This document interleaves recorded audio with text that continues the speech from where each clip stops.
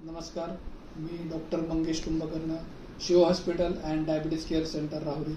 आज आपण बघूया डायबिटीज या आजाराचे लक्षणं. काय त्रास असल्यानंतर पेशंटला आपल्याला डायबिटीज आहे असं संशय व्यक्त करू शकतो किंवा आपण म्हणू शकतो काय त्रास असल्यानंतर त्याला अधिक शक्यता आहे डायबिटीज असण्याची. याला आम्ही 3 Ps म्हणतो.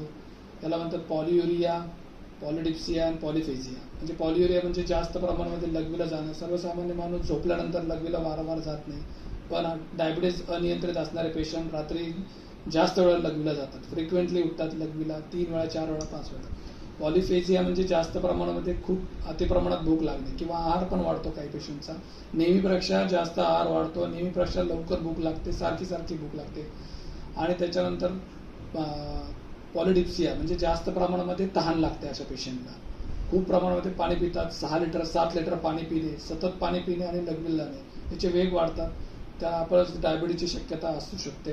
ती चेक करून घेणं गरजेचं आहे शुगर लेवल. थँक्यू.